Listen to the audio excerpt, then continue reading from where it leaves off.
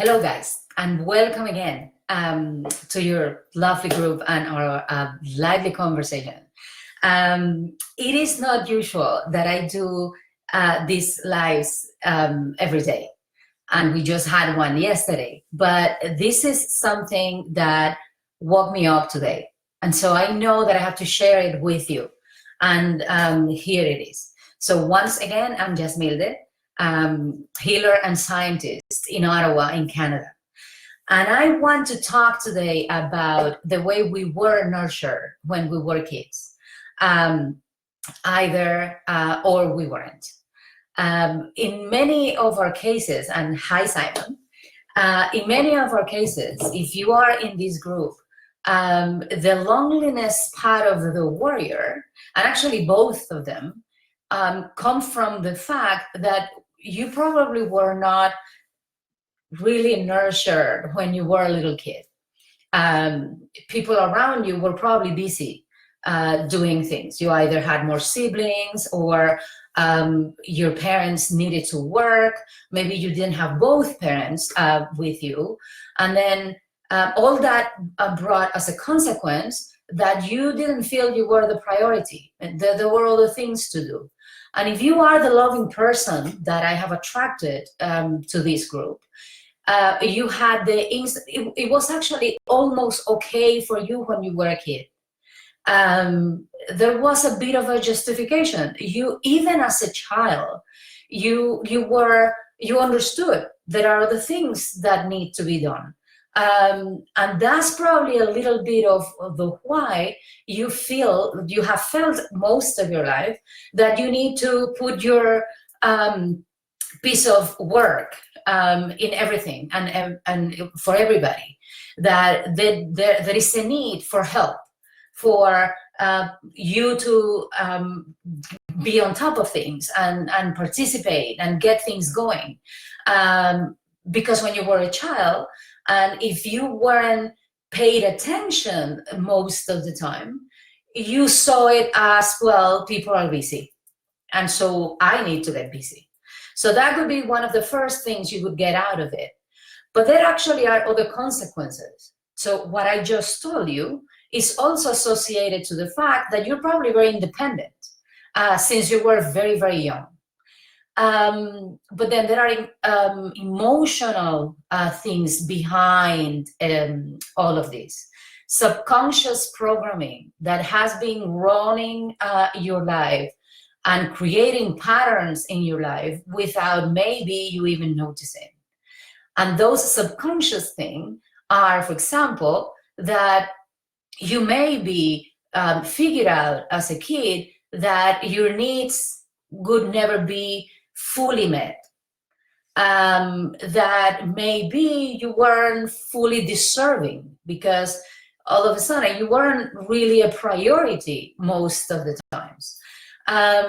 But this one is one that might surprise some of you, and it is that there is such a thing as you drawing, like your child mind drawing as a conclusion that resources in the universe, in the world that we live in, are limited.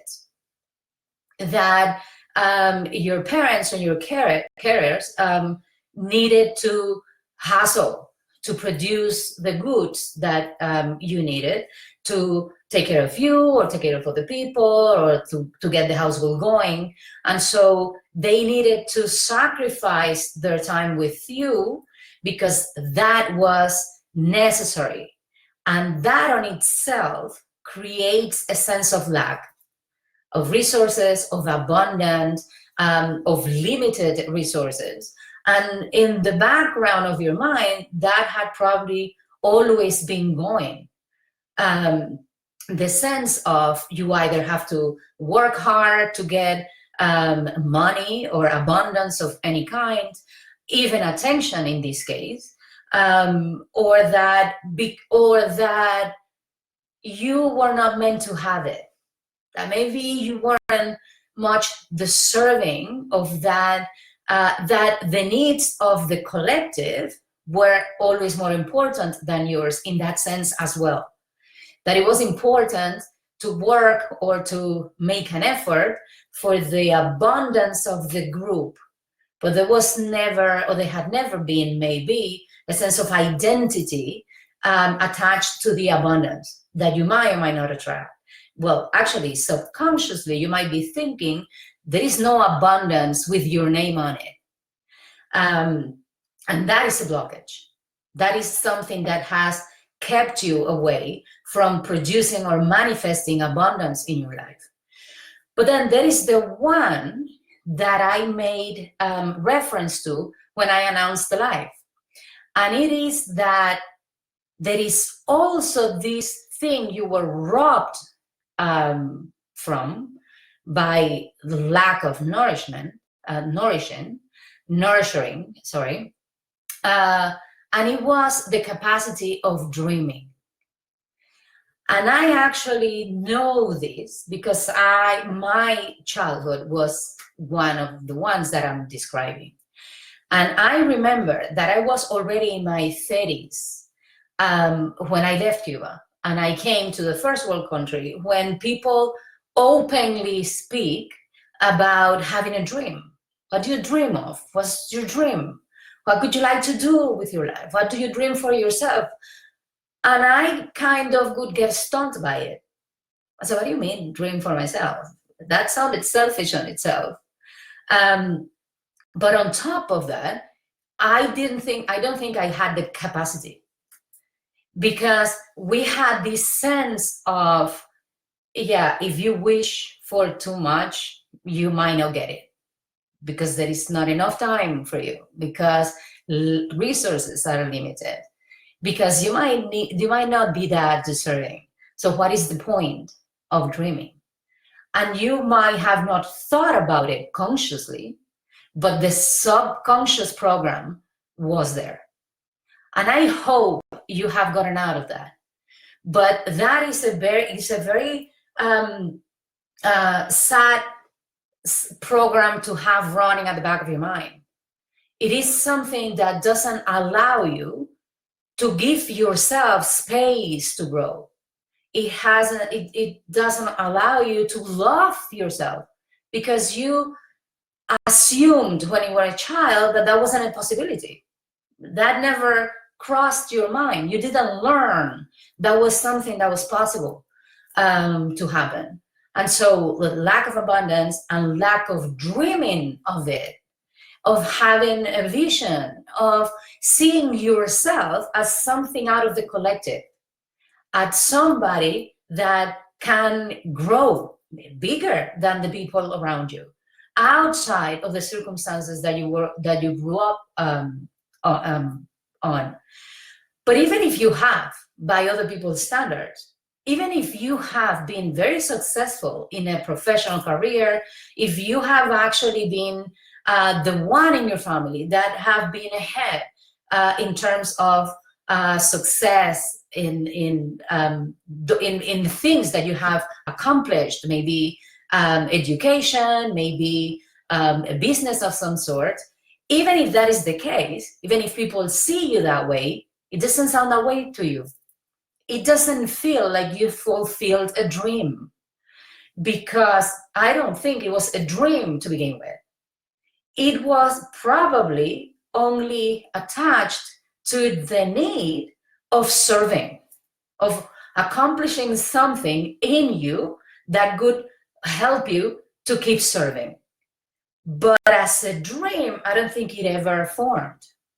And that's probably what happened.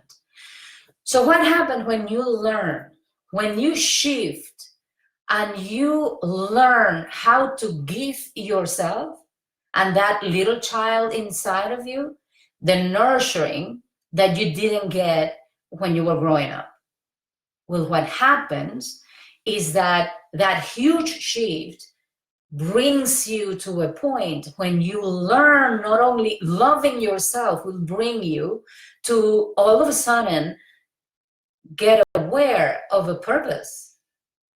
Okay, well, hold on. There is something that I need to accomplish, that I am meant to accomplish in the world.